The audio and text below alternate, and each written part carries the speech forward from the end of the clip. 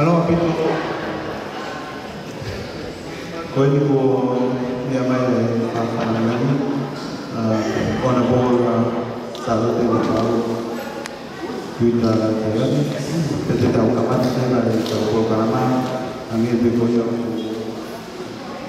masih di programa ini programa no pe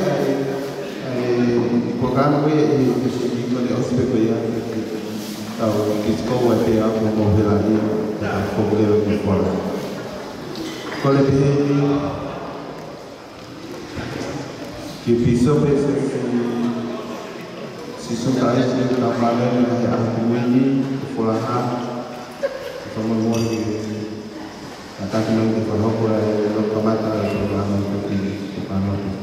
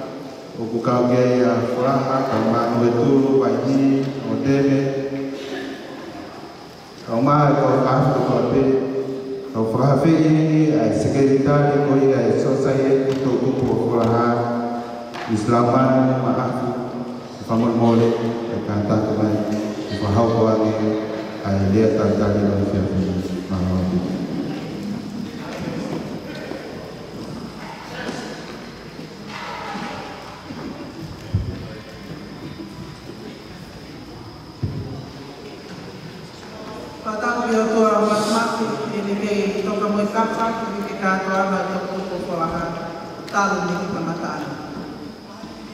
Tāpu te kāhi te i ki whalaha ni. Onro kōru ke pāku taioni. Tāpu ki he whale ana tāpu. Tāpu ki hā taula eiti. Moi haa whakaurunga tōna. Tāpu ki tō tuku kotoa pēo roto kai atu. Ai au kuki ngā i kai kōni. Pea tāpu moi whaoa manawha. Kai whakapoko atu ai lea kai tāni o kua. Lote ke lote, te lote i tina pana. Whitai atu ki toka kaua. Koe whatongia o te whine whailoro. O kune uhengengi matoa e ngā whai i ni awa kakala i whai i te whailoro. O ki kai koe ata kuaka. Ka koe mawhoa e ata. Koe ne paki kakala koe ia. O ku whai e ata e aho. Pea mahua i paki e ata. I he masu pea e kakala e whewhine. Pea kuni hapo kofu. E nofo mape ai ngangatu o i kakala. I kakala. Ko osi mau i ni tau fua. I eni lolo. Pea putoku nofo forever. O lote ai kakala. I heni. Tene lote pe. Kai oua ko lote i kakala. Pea awe lewa ke kunu pe ni haa. Pea koe o mai o lote. Ko hono toi lote koe ia, o kuia koe whe lote ke na panapana. O ka koe whoa ha, pea toi tuku atu ki la ha, ke ni hama o tuna tuna. Ko hono toi tunu koe ia, kai oua ko whetai ake a kakarama i miru. Ka koe te toki tiri o ua. Pea au ia, toka kau. Ko lea tale o katoa tau. E kua tau katoa mai i whulaha. Mea ne omo i e tau ake, fuaka, fumawaka kehi, toka te nimo kehi. Ka au tau i heni, ke lote tau toko. Ke tau koko o au. Ke oku taha e tau hini, ke oku tau fia mau pehi hiki. O kua fia ke tari ke rei. Koe e o tau kaioni. Kātoa nani. Koe mea pēr usai aki. Ko ho mea mai pēr i ke mani matau. E he hūwhanga rupe i roto kaioni. Tari ke fia e tau tuku toa pēr o whaka. Nuku e tūru pēr mona mai. Pea mo ngāhi tau tuku kotoa pēr o ngāhi siasi o whulaha. Tawangi ki tau mau a kātoa ngā aloha naiti o kuwhonu i kia kia whakautua. Lewa e lea tua o whaka.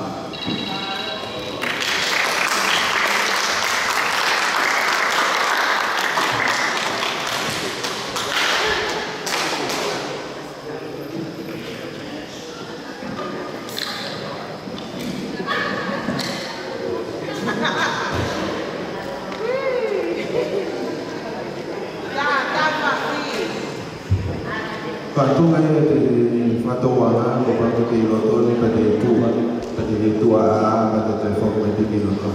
Alo ko osi ni a tātari a ka te ngā o te loto. Ko he peheni, ki je eke te tāna, ki whas no no pe, ka he whotutu mai ta March, pe announce nau toko nau tatake March ke nau kamata mai.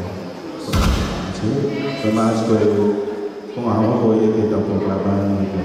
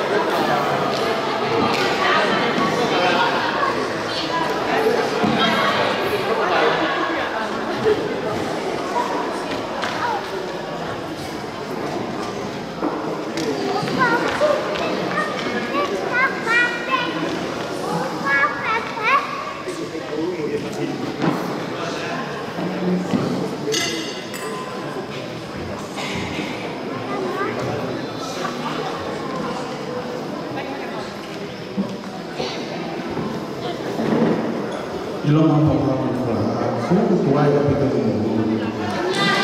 saya colegio que TJ programa más colegio que TJ que está kata oleh daun ilaro colegio pisope sesi mamua kata pamol que katakan kita mas tema mau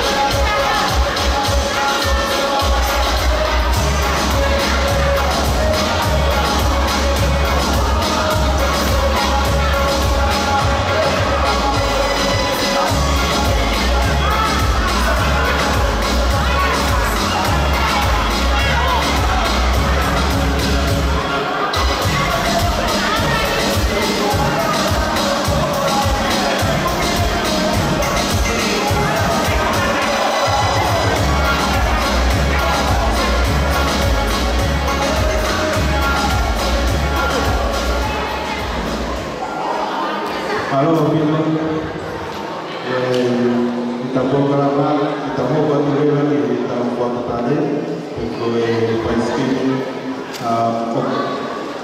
kuatie fanau kuku kamu fafufungai fonua infiau infiau ini koia komi sport yo kawan ayo kawan soka di polo ayo kamu sipol kalah ya yang di lau fafufungai fonua infiau koia ay faham di tahun pemomorti pasal lagi di salah satu tahun itu tahun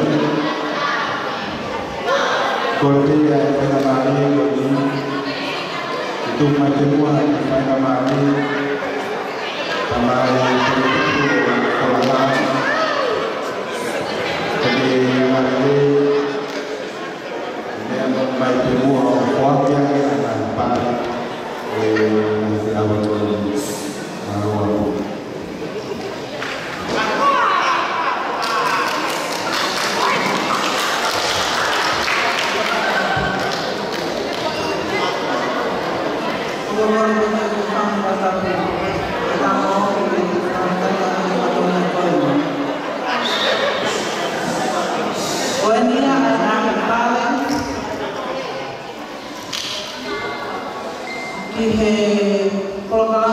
awal sponsor yang paling penting iwan makan di kawaii kau paling kuat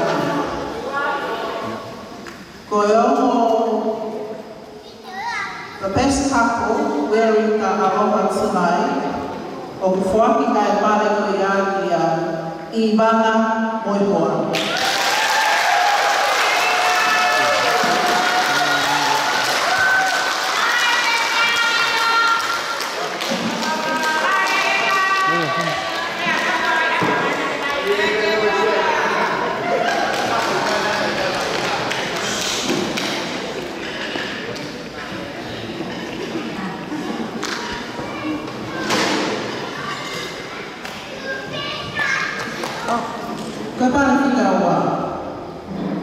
The best aloha to a young girl or young woman o kuyai ai mahaha koe uruaki ko ana tausina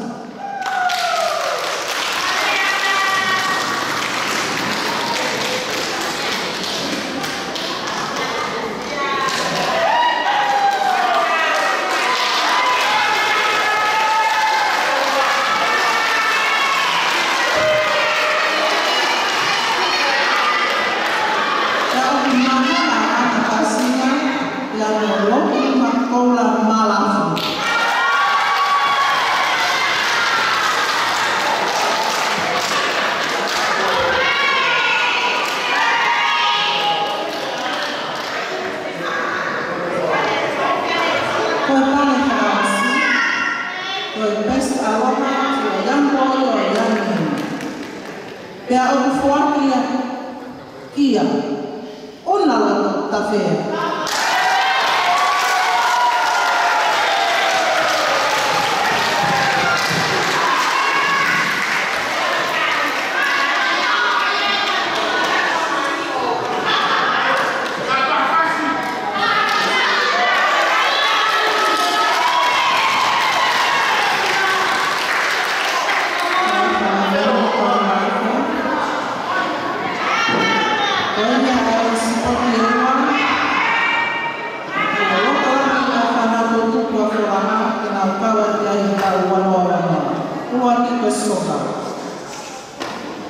Ki he tini under 14 boys and soccer. Uruaki pale ki he best player. O kufuaki ki a Soane Maafu.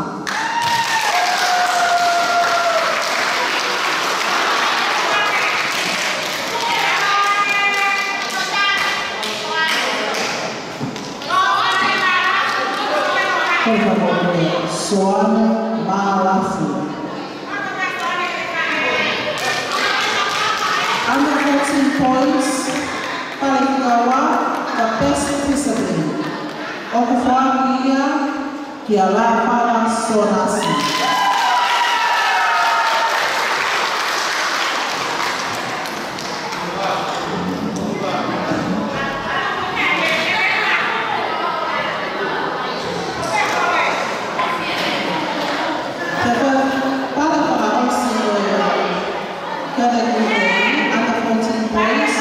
The men of the bench.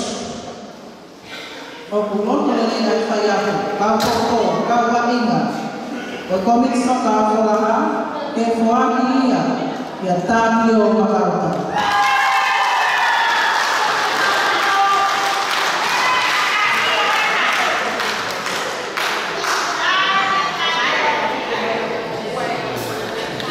Kalasi ko Minnesota, under 16 girls. Best player. O before Nina Timberine, tao sisi info yung tatao. Tahi niya maingalit taha, o before niya konsita moa.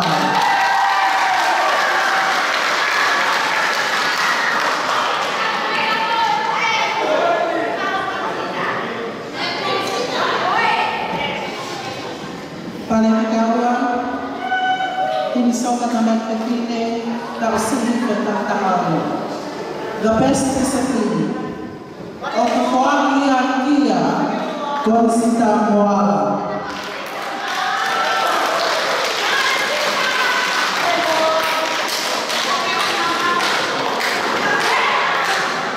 Pero pala the girl of the beach. O kukuha kia mele ilolahi.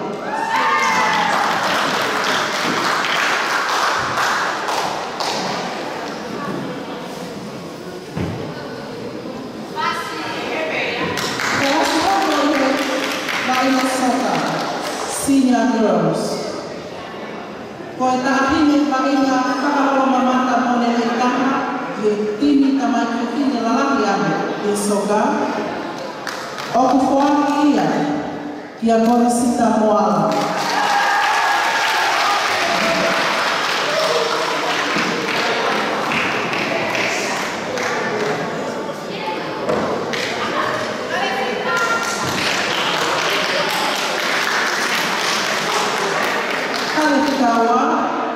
Fuatia mintahi the best discipline. Kahine baina ya tete formata totaka. Fuatia dia losa tua pa.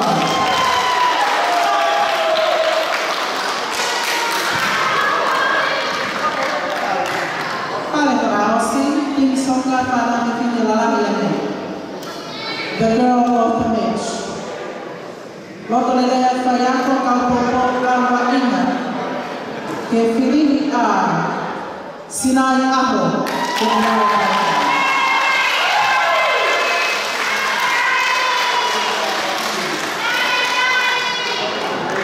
kasi ko kami muli yung soka senior boys pagkatangata lalaki the best player kama si bainga lelitahan fuagia kia sioe ahvero.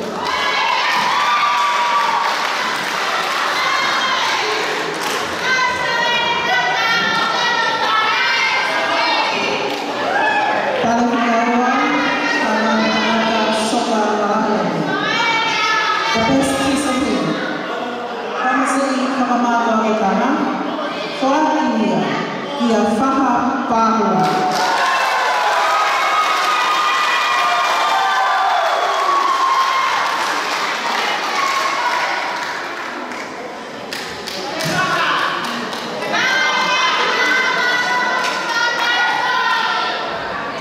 Derrotado para Aussie, ele só cai 5 pontos. The man of the match. Okufuatia kia hoponoa pāpuni.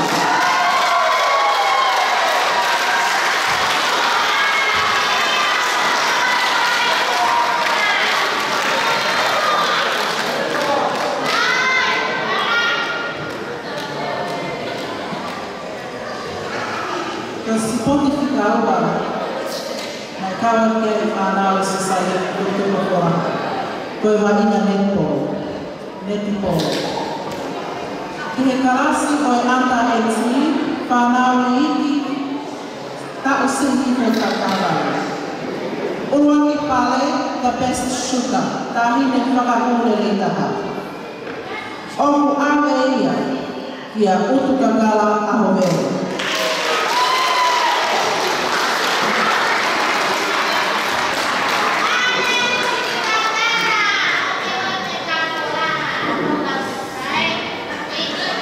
Pale hikawa, the best defender, tahine defendi whakahore rei taha. Kuaki, kia ana lawaki.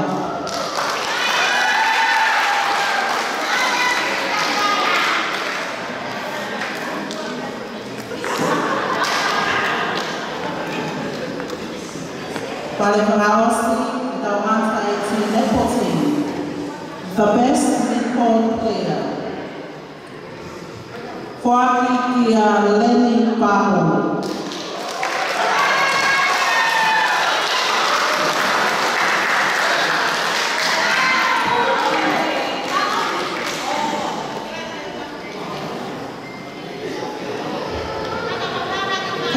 Kawa netball, the senior girls. Best shooter, tahine whakahore rei taha, timi pepine lalahiani. Whakia kia Sipila Pahu.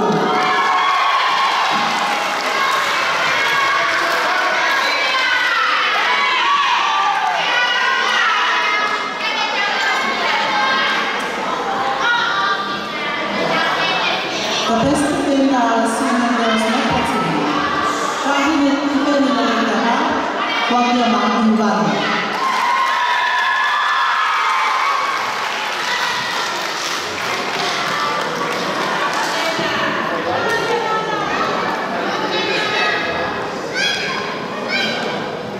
The best mid-court player, aku ada ia Lautau Bakalka. Kapalang hari kami senda Lautau Bakalka.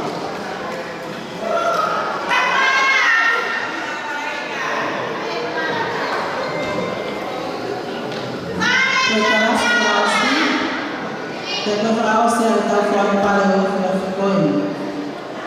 The mixed team, team netball, yaitu netball Kanaka atau Vali. The best shooter, aku ada ia Evelyn.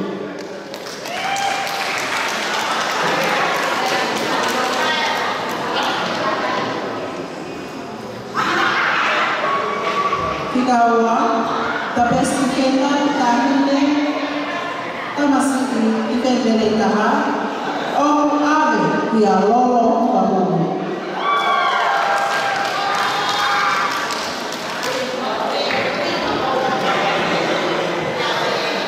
Pea koe whakawasi.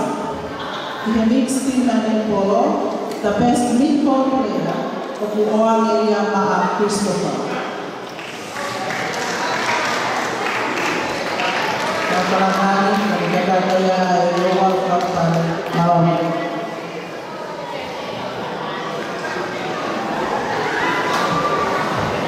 Kemarin di pasar kali di Lototo, Fraho karena di Fraho effort pare bermu makan itu lagi di Kayola, wasi itu cukup pola di Kampung, malah tidak bersipoti, seperti itu adalah kalau dia mengusulkan dan itu tolong.